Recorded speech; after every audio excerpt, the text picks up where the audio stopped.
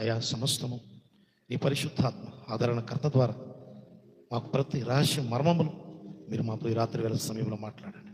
యేసయ్య అతి శ్రేష్టమైన నామం బ్రతిమిలాడి వేడుచున్నాము తండ్రి, ఆమేన్. ఈ రాత్రి వేళ సమయంలో ప్రియులారా, దేవుని బిడ్డలారా, నా గురించి చెప్పుకోవడం అంటే అది వేస్ట్ విషయం. ఎందుకంటే దేవాతి దేవుడు, సర్వశక్తి కలిగినటువంటి ప్రభువు మన మధ్య ఉన్నారు కనుక ఆయన మాటలతో ఆయన మనల్ని బ్రతికిస్తారు. కాబట్టి ఈ రాత్రి వేళ సమయంలో దేవుని గురించిన వర్తమానాన్ని మనం తెలియజేసుకుందాం. చాలామంది వారి జీవితంలో దేవుణ్ణి అర్థం చేసుకోలేకపోవడం కారణం ఏంటి? అసలు దేవుడితో సరైనటువంటి సత్య సంబంధం కానీ, సహవాసం కానీ, సమాధానం కానీ, ఆరాధన కానీ, దేవునితో సరైన ప్రార్థన కానీ, దేవుడితో కలిసి నడవలేకపోవడం కానీ కారణం ఏంటంటే దేవుని వాక్యము మనము తెలియకపోవడం వలన. త్వరగా వాక్యాలు మనం చదువుకుంటే మంచిది. మత్తయి సువార్త 22వ అధ్యాయం 29వ వచనంలో ఒక చక్కనైన మాట రాయబడింది. మత్తయి సువార్త 22వ అధ్యాయం 29వ వచనం. అందుకు యేసు, లేఖనములు కానీ దేవుని శక్తిని కానీ మీరు ఎరుగకే పోరబడుచున్నారు. ఈరోజు దేవత దేవుడు చాలా మందికి అర్థం కావట్లేదు. చాలా మందికి దేవుడు అర్థం కాక లోకానుసారమైనటువంటి జీవితాన్ని జీవిస్తూ లోకంలో ఉన్నటువంటి వ్యసనాలకి బానిసైపోయి లోకానుసారమైన బ్రతుకుతూ అనేకమైనటువంటి రోగాలకి మనిషి బానిసైపోయి గురైపోతూ మరణిస్తూ మధ్యకాలంలోనే తన ప్రాణాన్ని పోగొట్టుకున్నటువంటి వారు ఎంతోమంది ఉన్నారు. కారణం ఏంటంటే దేవుని శక్తి కానీ దేవుని లేఖనములు కానీ ఎరగకపోవడం. యోహాను సువార్త 6వ అధ్యాయం 25వ వచనంలో యేసు ప్రభువు వారు శిష్యులను ఉద్దేశించి మాట్లాడుతున్నారు. అతనిని కనుగొని, బోధకుడా, నీవెప్పుడు ఇక్కడికి వచ్చి ఉన్నావు అని అడుగుగా యేసు, మీరు సూచనలు చూచుట వలన కాదు కానీ రొట్టెలతో తృప్తి పొందుటకే నన్ను వెతుకుతున్నారు. దేవునికి స్తోత్రం కలుగును గాక. ఈరోజు చాలా మంది దేవుని ఎందుకు వెతుకుతున్నారంటే స్వార్థం.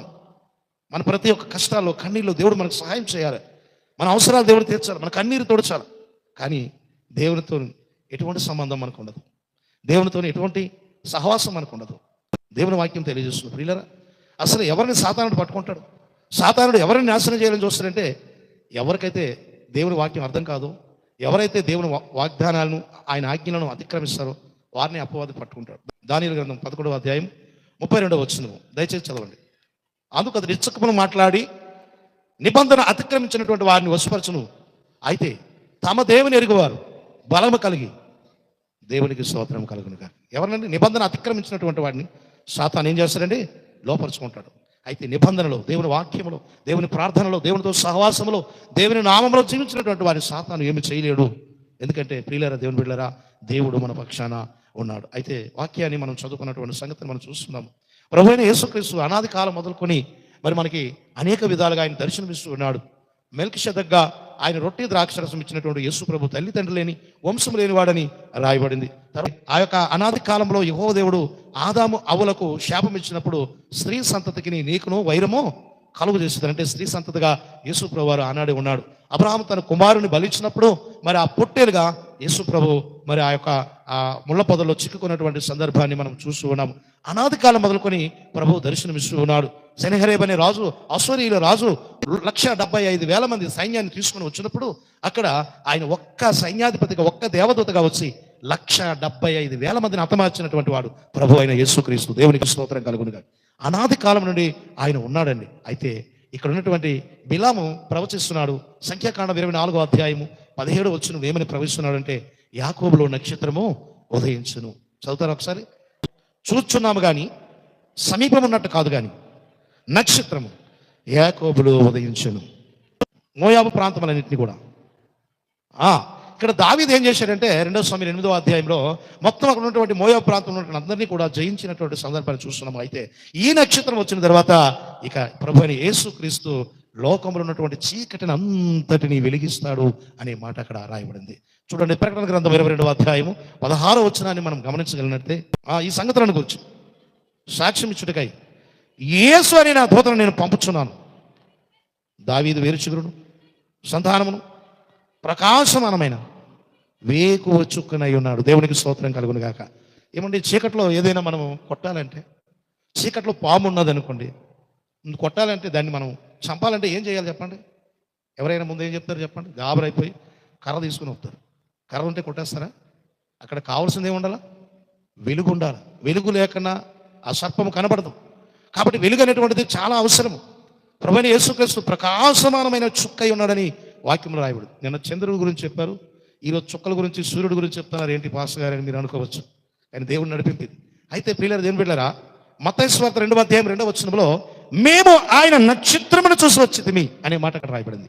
మరి యూదుల రాజుగా పుట్టినవాడు ఎక్కడ? తూర్పు దిక్కున. మేము ఆయన నక్షత్రమును చూసి వచ్చాము. దేవునికి స్తోత్రం కలుగునుగా. ఆయన వెలుగై ఉన్నాడు అనడానికి ఎన్నో ఆధారాలు ఉన్నాయి. లోకము చీకట్లో ఉంది, దానికి కూడా ఎన్నో రుజువులు ఉన్నాయి. యెషయా గ్రంథము 9:2 ఏమని రాయబడి చదవండి ఒకసారి. లేఖనాలు మాత్రమే నేను మీకు తెలియజేస్తాను. నిన్న వచ్చినటువంటి వారు బోధ చేశారు, మొన్న వచ్చినటువంటి వారు బోధ చేశారు. లేఖనాలు మనం పరిశీలన చేద్దాం. చదవండమ్మా. చీకటిలో నడుచు జనులు గొప్ప వెలుగును చూశారు. మరణ ఛాయలు ఉన్నటువంటి వారి మీద వెలుగు ప్రకాశించిందట. దేవునికి స్తోత్రం కలుగునుగా. ఆయన ఆశ్చర్యకరుడు, ఆలోచనకర్త, బలవంతుడైన దేవుడు, సమాధానానికి అధిపతి అని రాయబడింది. ప్రియులారా, దేవుని బిడ్డలారా, వెలుగు చీకటి పారద్రోలాలి, పాపాన్ని పారద్రోలాలంటే వెలుగు అనేటువంటిది మనకు అవసరం. ప్రభువు అయిన యేసుక్రీస్తు వెలుగుగా మన మీద ఆయన అవతరించాడు. చూసినట్లయితే యోహాను సువార్త 1:4-5 దయచేసి చదివినట్లయితే, ఆయనలో జీవము ఉండెను, ఆ జీవము మనుషులకు వెలుగై ఉండెను, ఆ వెలుగు చీకటిలో ప్రకాశించుచున్నది కానీ చీకటి దాన్ని గ్రహింపకుండా ఉండెను. దేవునికి స్తోత్రం కలుగునుగా. అయితే ఈ చీకటిని పారద్రోలని ప్రభువైన యేసుక్రీస్తు ఆయన వెలుగై ఈ లోకంలోనికి వచ్చాడు. ప్రియులారా, దేవుని బిడ్డలారా, చూడండి 2 పేతురు 1:19 చదువుదాం. 2 పేతురు గ్రంథము 1:19 మరియు ఉన్నది తెల్లవారి వేకువ చుక్క మీ హృదయంలో. దేవునికి స్తోత్రం కలుగును కాక. ప్రభు అయిన యేసుక్రీస్తు ఈ లోకాన్ని వెలిగించడానికి వచ్చాడు. ఆయన వచ్చాడు కాబట్టి ఈ వాక్యము చీకటి గల చోటు వెలిగిస్తుంది, కానీ ఆ వేకువ చుక్క మీ హృదయంలో ప్రకాశిస్తుంది అనే మాట రాయబడింది. ప్రకటన గ్రంథం 1:16 కూడా మనం పరిశీలన చేసినట్లయితే, ప్రకటన గ్రంథం 1:16 ఆయన తన కుడి చేత 7 నక్షత్రములు చేత పట్టుకున్నాడంటే 7 సంఘములను 7 నక్షత్రాలుగా దేవుడు చేయబోతున్నాడు. మనకు బాగా తెలుసు ఏమండి, స్టార్ అంటే మెగాస్టార్ మనకి దేవుడు ఇచ్చినటువంటి వాగ్దానం. అయితే మనకి పోలీస్ డిపార్ట్మెంట్లో వాళ్ళకి ఉన్నటువంటి డ్రెస్సులకు ఉన్నటువంటిది 1 స్టార్ ఉంటే కానిస్టేబుల్, 2 స్టార్లు ఉంటే, అలా 3 స్టార్లు ఉంటే, 5 స్టార్లు ఉంటే, వాళ్ళకు ఉన్నటువంటి ప్రమోషన్ బట్టి ఆ స్టార్లు అన్నీ కూడా ఉంటాయి. అలాగే ఈ లోకంలో కూడా అనేకమైన Guinness record, Oscar award, Nandi అవార్డులు చాలా రకాలుగా ఉంటాయి. కానీ తన బిడ్డలకి ఆయన చెప్తున్నాడు, ఆకాశంలో మీరే నా నక్షత్రాలని దేవుడు తెలియజేస్తూ ఉన్నాడు. దేవునికి స్తోత్రం కలుగును గాక.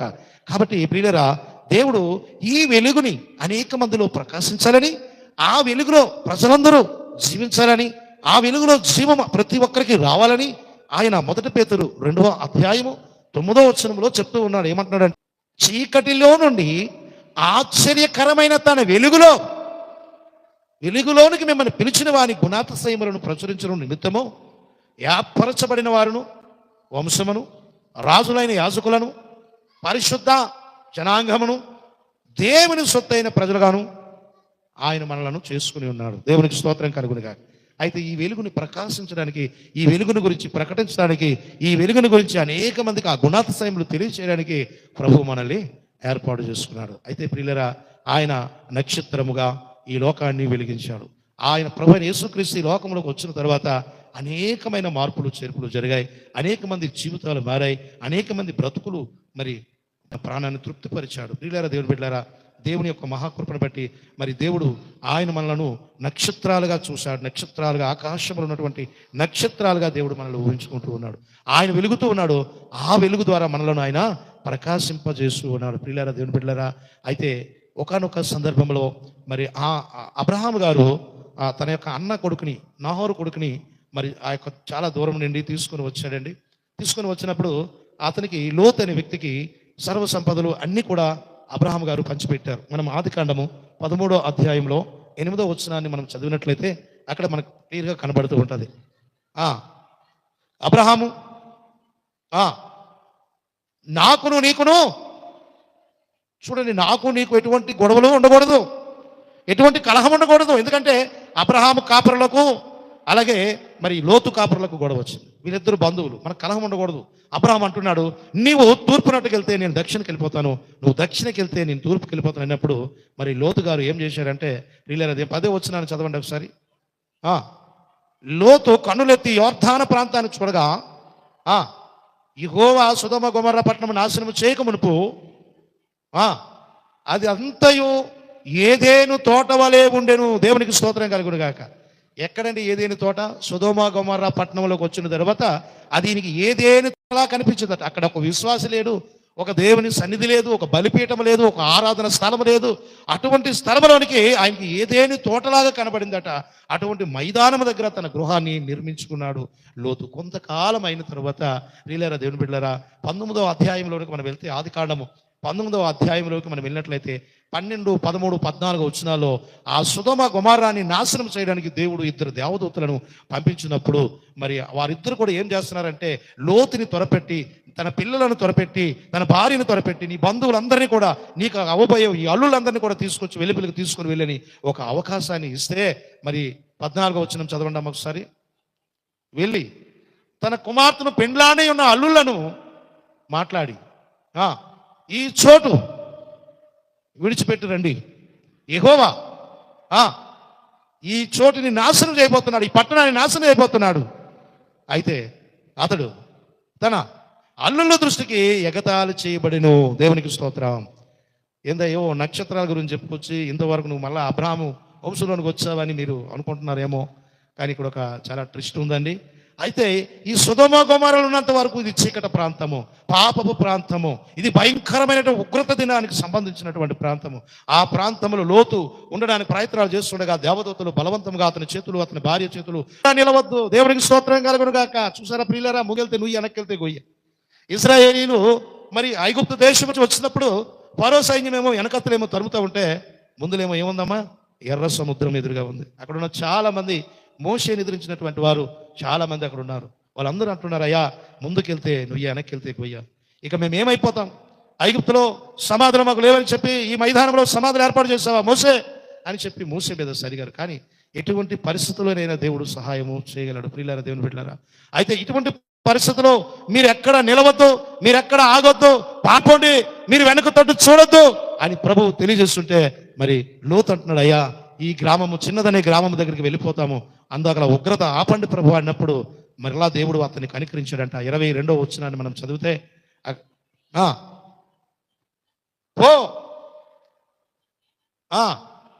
ఏమీ చేయను, దేవునికి స్తోత్రం కలుగును గాక. ప్రియులారా, దేవుని బిడ్డలారా, అటువంటి అంధకారం, అటువంటి ఉగ్రతమైనటువంటి దినము, అటువంటి భయంకరమైనటువంటి బాధకరమైన స్థితిలో నుంచి లోతు తన కుటుంబంతో వెళ్ళిపోతుండగా భార్య వెనక తట్టు చూసి ఏమైందమ్మా? ఉప్పు స్తంభముగా మారిపోయింది. ప్రియులారా, దేవుని బిడ్డలారా, ఇప్పుడు లోతు 2 కుమార్తెలు కూడా పారిపోతూ ఉన్నారు. ఇప్పుడు దేవుడు ఏం చెప్పాడంటే, సోయారు అనే పట్టణానికి నువ్వు వెళ్ళిపో అని చెప్పినప్పుడు 23వ వచనంలో ఇక్కడ అసలైన విషయం కనబడుతుందండి. చదవమ్మా. సోయారుకి వచ్చినప్పుడు ఆ దేశమందు ఎవరు ఉదయించాడు? సూర్యుడు ఉదయించాను. దేవునికి స్తోత్రం. అప్పుడండి సూర్యుడు ఉదయించాడు. అతని జీవితం ప్రారంభమైంది, అతని జీవితం ఆశీర్వాదంలోనికి వెళ్ళింది, అతని జీవితం ప్రారంభంలోనికి వెళ్ళింది, అతని జీవితం సమాధానంలోనికి వెళ్ళింది, అతని జీవితం క్షేమంలోనికి వెళ్ళింది. అంతవరకు ఉగ్రత యందు అతను నిలిచి ఉన్నాడు, అంతవరకు భయంకరమైన స్థితిలో ఉన్నాడు. అతని కానీ అక్కడికి పారిపోకున్నట్లయితే, సోయారికి వెళ్ళకపోయినట్లయితే, అక్కడ సూర్యుడు ఉదయించకపోతే ఇంకా అతని చీకటి జీవితమే, ఇంకా భయంకరమైన జీవితమే, ఇంకా అనేకమైనటువంటి ఉగ్రత దినమే అతని ఇంకా దాగి ఉన్నది. ప్రియులారా, ఎప్పుడైతే అక్కడికి వెళ్ళాడో సూర్యుడు ఉదయించను. ఇప్పుడు మనము ఎక్కడికి వెళ్దామంటే యాకోబు దగ్గరికి వెళ్దామండి. ఆదికాండము 32వ అధ్యాయం 24వ వచనాన్ని మనం చదివినట్లయితే, యాకోబు మాత్రమే మిగిలిపోయాడు. ఒక నరుడు తెల్లవారు వరకు అతనితో పెనుగులాడెను. దేవునికి స్తోత్రం కలుగును గాక. ఎందుకు పెనుగులాడుతున్నాడంటే, అన్నయ్య దగ్గర మోసం చేశాడు, ఆశీర్వాదం తీసుకున్నాడు, తండ్రిని మోసం చేశాడు, ఆశీర్వాదం తీసుకున్నాడు, తన మామగారింటికి వచ్చాడు, లాభానింటికి, అక్కడ కూడా 12 మంది బిడ్డలు, 4 భార్యలతో భారభరితమైనటువంటి జీవితాన్ని ప్రారంభించాడు. అతని జీవితంలో దేవుడు చేస్తున్న వాగ్దానం ఉన్నప్పటికీ కూడా మనశ్శాంతి లేని జీవితం జీవిస్తూ ఉన్నాడు, సమాధానం లేని జీవితం జీవిస్తూ ఉన్నాడు. నా బ్రతుకేంటి ఇలాగ మారిపోయింది? 14 సంవత్సరాలు ఆయన కొలువు చేశాడు ఒక పాలేరుగా. అతని జీవితంలో మనశ్శాంతి లేదు, సమాధానం లేదు, శాంతి లేదు. అయితే యాకోబు అనుకున్నాడు, ఇదిగో నేను దేవునితో ఈ రాత్రి నేను గడపాలా, దేవునిలో ఈ రాత్రి నేను ప్రార్థించాలని తెల్లవారి వరకు అతను ఎప్పుడైతే ప్రార్థన చేయడం ప్రారంభించాడో, ప్రియులారా, దేవుని బిడ్డలారా, యాకోబు పేరు మార్చి ఇశ్రాయేలీలుగా దేవుడు పేరు మార్చిన తర్వాత, యాకోబుని దేవుడు దీవించిన తర్వాత 31వ వచనములో అతని జీవితంలో ప్రారంభమైంది ఏంటో తెలుసా? పెనియేలు నుండి ఏమైందటమ్మా? సూర్యోదయం అయింది. చూడండి, లోతు గారికి సూర్యోదయం అయింది, ఇక్కడ యాకోబుకి సూర్యోదయం అయింది. మనకి సూర్యోదయం ఉందా? మనకు సమాధానం ఉందా? మనకు శాంతి ఉందా? మనకి నెమ్మది ఉందా? ఎప్పుడు మన బ్రతుకు అంతేనా? ఎప్పుడు మన జీవితం అంతేనా? ఆ రోజు యాకోబుకి ఆ రోజు పౌరుషము కలిగిన వాడై, మగస్సుని కలిగిన వాడై దేవునితో పెనుగులాడాడు. ఈరోజు ప్రార్థన చేయగలుగుతున్నావా? నువ్వు ఉపవాసం ఉండగలుగుతున్నావా? చీకటలో, కష్టాల్లో, కన్నీళ్ళు, బాధల్లో, సమస్యలు నలిగిపోతున్నా యాకోబు లాంటి పౌరుషము నీకుందా? రోషము నీకుందా? ప్రియులారా, దేవుని బిడ్డలారా, గమనించండి. దేవుడు అంటున్నాడు, ఏమంటున్నాడు తెలుసా? ఇదిగో సూర్యోదయం అయింది. యువతల యాకోబుకి సూర్యోదయం అయింది, అవతల మొట్టమొదటి మనం చూసుకునేటప్పుడు లోతుకు సూర్యోదయం అయింది. నీకు ఎప్పుడయ్యా కష్టాల నుండి విడుదల పొందుతావు? ఎప్పుడు నీ జీవితంలో మేలులు ఆరంభమవుతాయి? ఎప్పుడు నీ జీవితంలో ఆశీర్వాదాలు ప్రారంభమవుతాయి? ఎప్పుడు నీ జీవితంలో కన్నీళ్ళు ఆగిపోతాయి? ఎప్పుడు నీ జీవితంలో నాట్యము మొదలవుతుంది? ఎప్పుడు నీ జీవితంలో దీవెనలు మొదలవుతాయి? ఒక్కసారి ఆలోచన చేసావా? ప్రియులారా, దేవుని బిడ్డలారా, దేవుడు అంటున్నాడు మలాకీ గ్రంథం 4వ అధ్యాయం 2వ వచనంలో, ఆయన యందు భయభక్తులకు మీకు నీతి సూర్యుడు ఉదయించెను, అతని రెక్కలు మీకు ఆరోగ్యము కలుగుచేయను, మీరు బయలుదేరి క్రొవ్వును దూడలు బయలుదేరినట్లుగా బయలుదేరుదురు. దేవునికి స్తోత్రం కలుగును గాక. ఆ నీతి సూర్యుడు నీ పైన ఉదయిస్తున్నాడు, కానీ నీవు నిర్లక్ష్యం చేస్తున్నావు, అశ్రద్ధ చేస్తున్నావు. ఆ ప్రకాశంలో నువ్వు బ్రతకట్లేదు, ఆ యొక్క వెలుగులో నువ్వు జీవించట్లేదు. ఎందుకంటే 1 యోహాను 1వ అధ్యాయము 6వ వచనం ఏమో తెలుసా? ఆయనతో సహవాసం కలిగిన వారమని చెప్పుకొనొచ్చు. ఆయన నడిచిన వెలుగులో మనం నడవక చీకటిలో నడిచిన ఎడల మనం అబద్ధము ఆడుదము, సత్యమును జరిగింపకుందము. అయితే ఆయన నడిచిన వెలుగులో మనము నడిచిన ఎడల అప్పుడు తన కుమారుడైన యేసు రక్తము ప్రతి పాపము నుండి మనల్ని పవిత్రులుగా చేయను. ప్రియులారా, దేవుని బిడ్డలారా, ఆయనతో సహవాసం అని చెప్పుకొని మాత్రాన కాదు. యోబు గ్రంథం 21వ అధ్యాయం 22వ వచనం అంటాడు, ఆయనతో సహవాసం చేసిన ఎడల నీకు సమాధానము కలుగును, అలాగని నీకు మేలు కలుగును ప్రభు తెలియజేస్తున్నాడు. ప్రియులారా, దేవుని బిడ్డలారా, అయితే ఆయన అంటున్నాడు, నీతి సూర్యుడైన యేసుక్రీస్తు నీ మీద ఉదయిస్తాడు, అతని రెక్కలు నీకు ఆరోగ్యము కలిగించును, నువ్వు బయలుదేరి క్రోగువైన దూడల గంతులు వచ్చినట్లుగా నువ్వు గంతులు వేయదువని ప్రభు తెలియజేస్తున్నాడు. న్యాయాధిపతుల గ్రంథం 5వ అధ్యాయం 31వ వచనంలో, యెహోవా నీ శత్రువులు అలాగ నశించెదరు, ఆయనను ప్రేమించువారు అమ్మా బలముతో ఉదయించు సూర్యుని వలె ఉందురు. దేవునికి స్తోత్రము కలుగును గాక. ఆయన్ను ప్రేమిస్తే బగబగబగమంటే సూర్యుడి వలె నీవు ఉంటావు. నీ శత్రువులకి నిన్ను చూస్తే ముచ్చమట్లు పడతాయి, నీ విరోధులు నిన్ను చూసి భయపడతారు. ఇజ్రాయేలును చూసినప్పుడు ఎంతో మంది రాజులు భయపడ్డారు. ప్రియులారా, దేవుని బిడ్డలారా, నీవే ఒక ప్రకాశమానమైనటువంటి ఒక సూర్యబింబము వలె నీవు ఆయన ప్రేమించగలిగితే ప్రకాశిస్తావని దేవుని వాక్యము తెలియజేస్తుంది. ప్రియులారా, దేవుని బిడ్డలారా, యెషయా గ్రంథం 60వ అధ్యాయం 1వ వచనంలో ఈ విధంగా రాయబడింది, లెమ్మో తేజరిల్లము, వెలుగు నీ మీదకే వచ్చి ఉన్నది, యెహోవా మహిమ నీ పైన ప్రకాశించుచున్నది. దేవునికి స్తోత్రం కలుగును కాక. కాబట్టి ప్రియులారా, దేవుని వెలుగులో నీవు ఉండగలిగిన రోజు నీ ఒక ప్రకాశమానమైనటువంటి ఒక సూర్యుని వలె నువ్వు ప్రకాశిస్తావు. నీ జీవితంలో ఏవైతే క్రీస్తుకు విరోధముగా, క్రీస్తుకి ఆటంకకరముగా నీ జీవితంలో ఏవైతే వ్యసనముల ద్వారా నువ్వు బాధపడుతూ కృంగిపోతున్నావో, ఏవైతే విడిచిపెట్టలేకపోతున్నావో, ఏవైతే క్రీస్తు విరోధముగా ఉన్నటువంటివి వదిలిపెట్టలేకపోతున్నావో, అవి నిన్ను నాశనంలోకి, నష్టంలోకి తీసుకెళ్ళిపోతున్నాయి. ఈరోజు విడుదలిచ్చినటువంటి యాకోబుకు దేవుడు విడుదలిచ్చాడు, లోతుకు విడుదలిచ్చాడు. ఈరోజు నీ జీవితంలో కూడా దేవుడు విడుదల ఇవ్వాలా. ఎఫెసీయులకు రాసిన పత్రిక 5వ అధ్యాయము 14వ వచనము, అందుచేత ఏమంటున్నాడు తెలుసా? నిద్రించుచున్న నీవు మేల్కొని మృతులలో నుండి లేమో, క్రీస్తు నీ మీద ప్రకాశించుచున్నాడు. దేవునికి స్తోత్రం కలుగునుగా. రెండు ఇక్కడ కనబడుతున్నాయి. మొదటిది ఏంటంటే నువ్వు నిద్రిస్తున్నావు, రెండోది ఏంటంటే ఏమై ఉన్నావు? నువ్వు మృతులలో ఉన్నావు. జీవించుచున్నావన్న పేరు మాత్రం ఉంది, కానీ నీవు మృతుడివే. చల్లగానైనా ఉండు, వెచ్చగానైనా ఉండు, నులివెచ్చని స్థితి కలిగితే నా నోట నుండి ఉమ్మి ఉద్దేశించుచున్నానని ప్రభువు తెలియజేస్తున్నాడు.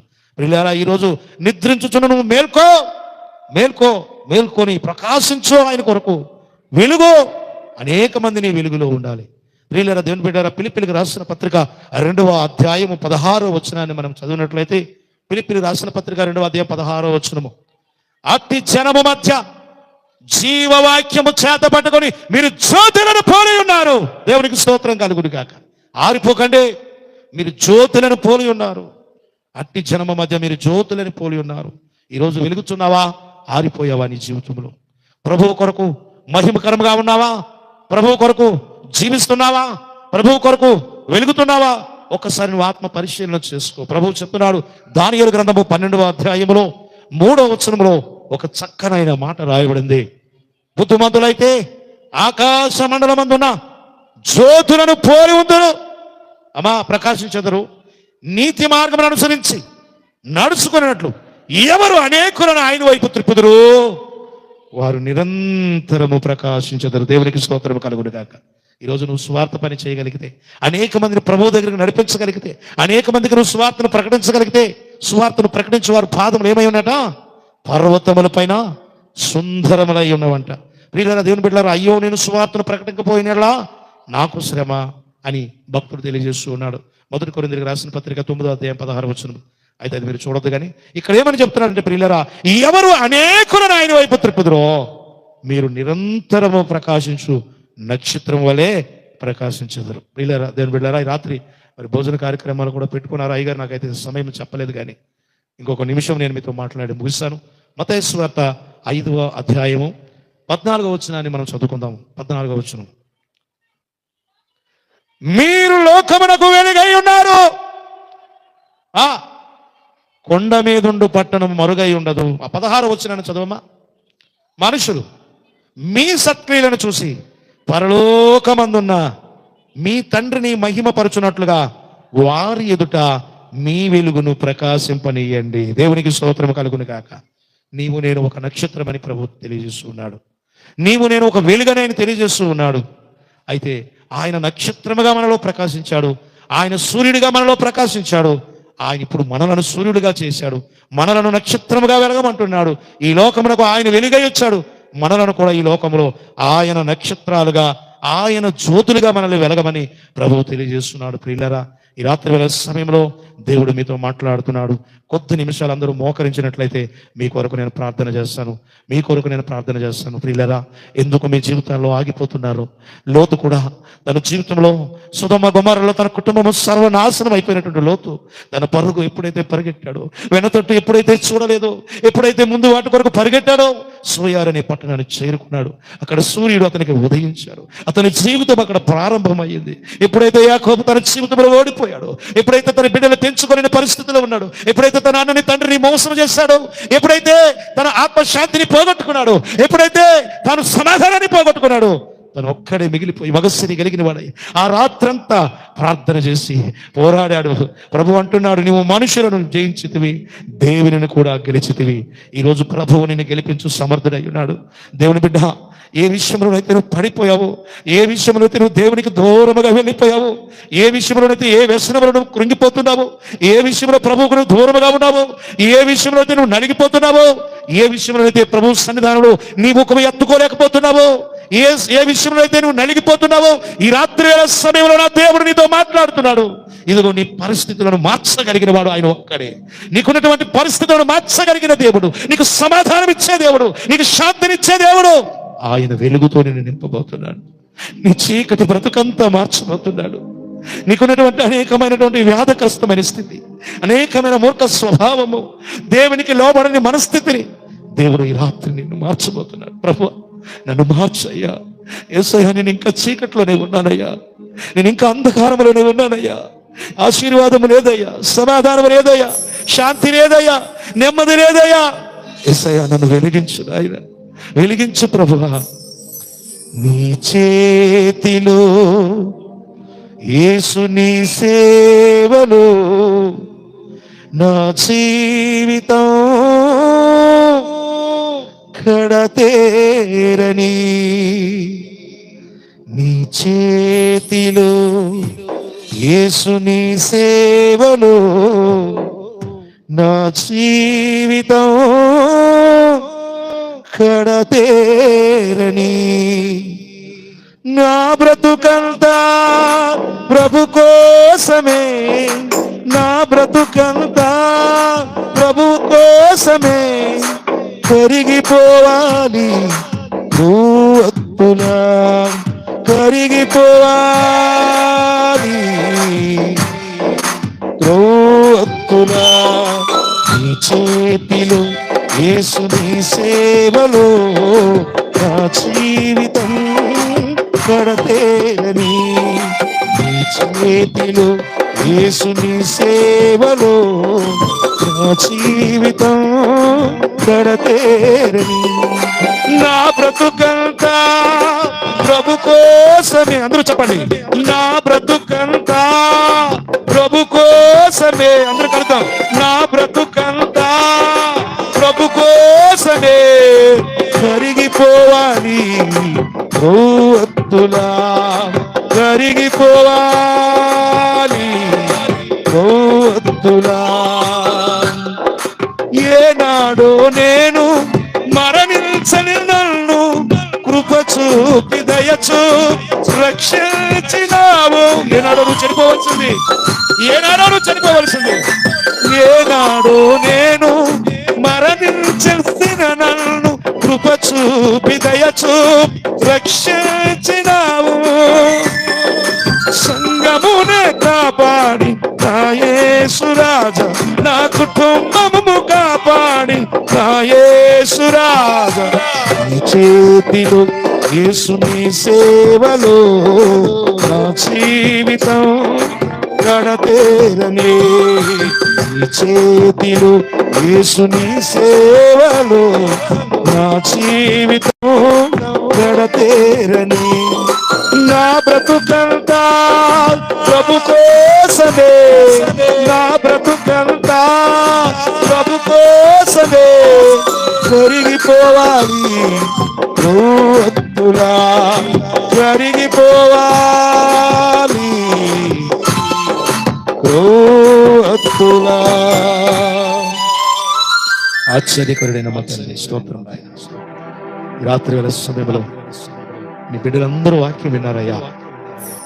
అయ్యా నీ వాక్యం సెలవిస్తుంది, దేవుని శక్తిని గాని ఎరుగక పొరబడుతున్నారు. ప్రభువానికి స్తోత్రం చెల్లిస్తున్నాను. ప్రతి ఒక్కరు కూడా ప్రార్థన ప్రార్థన ప్రార్థన ఒక మంచి తీర్మానం తీసుకోబిడా. నీ జీవితంలో నిజమైన వెలుగు ఉందా? లోతు జీవితంలో సూర్యుడు వెలిగించబడ్డాడు. నా జీవితంలో ఎటువంటి వెలుగు ఉంది? ఒక్కసారి జ్ఞాపకం చేసుకో. ఒక చిన్న తీర్మానం, ప్రభువా నన్ను మార్చగలిగిన దేవుడు కదా, నాకు కృపనిచ్చే దేవుడు కదా, నన్ను దయచూపే దేవుడు కదా. ఈ శ్రేష్టమైన సమయంలో నీ పాదాలు పట్టి అడుగుతున్నానయ్యా, కృప చూపగలిగిన దేవుడా, నీ పాదాలు పట్టి వేడుకుంటున్నాను వేడుకుంటున్నాను వేడుకుంటున్నాను. వేడుకుని భక్తుల మరణం ఆలకించు, నిజమైన గొప్ప దేవుడు నీవే. ప్రభువా నీ కార్యం జరిగించు, నీ కార్యం జరిగించు, నీ కార్యం జరిగించు. నీ కృప నీ కృప నీ కృప. ఎంతమంది బిడ్డలైతే ఆశతో ఎదురు చూస్తున్నారు నీ కృప కొరకు, ఎంతమంది బిడ్డలైతే విడిపించబడాలని ఆశపడుతున్నారు. ఈ రాత్రి నాయనా, ఈ రాత్రి చేయబడుతున్న ప్రార్థన ద్వారా ఇదిగో లోతు జీవితంలో ఉదయించిన నీతి సూర్యుడా, ప్రభువా ఈ రాత్రి ప్రతి బిడ్డ హృదయంలో నీతి సూర్యుడిగా ఉదయించునైనా. ఈ హృదయములు తెరవబడాలి ప్రభువా, నీ ఆత్మ ద్వారా కార్యం జరిగించబడాలి. పాపము ఏలుబడిలో మేము ఉండకోకుండా ప్రభువా మా జీవితంలో కూడా నీతి సూర్యుడిగా ఉదయించయ్యా. మా జీవితంలో కూడా నీతి సూర్యుడిగా ఉదయించు అయ్యా. మేము ఇంకా పాపాన్ని విడిచిపెట్టలేకపోతున్నామేమో, ఇంకా బలహీనతను జయించలేకపోతున్నామేమో, మా అలవాటులు మానుకోలేకపోతున్నామేమో, నిజమైన దేవుడుగా నేను అంగీకరించలేకపోతున్నామేమో, వేషధారిగానే బ్రతుకుందా. ఇదిగో నీ దాసుడి ద్వారా మాట్లాడారు, ఇదిగో నా నోట నుండి నేను వేస్తాను అని. అవును ప్రభువా, నా దీప స్తంభమును మీరే తొలగించి వేస్తారు మాట్లాడే దేవుడా. వెచ్చగానైనా కాక చల్లగానైనా కాక నువ్వు వెచ్చని జీవితంలో ఉన్నామేమో. నా కుమారుడా ఈ రాత్రి దేవుడు నిన్ను పిలుస్తున్నాడు. నీ జీవితంలో సూర్యుడు ఉదయించాలి. నీ జీవితంలో సూర్యుడు ఉదయించాలి. నీ బ్రతుకులో సూర్యుడు ఉదయించాలి. నీ పనిలో సూర్యుడు ఉదయించాలి. నీ ఆలోచనలో సూర్యుడు ఉదయించాలి. నీ తలంపుల్లో సూర్యుడు ఉదయించాలి. ఉత్సాహ సంతోష గానములతో ప్రభువును మహిమపరచాలి. యేసయ్యా, ఈ రాత్రి విడిపించు దేవుడవు నీవే. ఈ రాత్రి బలపరచు దేవుడవు నీవే. ఈ రాత్రి కృపజించు దేవుడవు నీవే. యూదా గోత్రపు సింహముగా మా మధ్యకొచ్చు గొప్ప దేవుడా, నీ పాదాలు పట్టి వేడుకుంటున్నానయ్యా.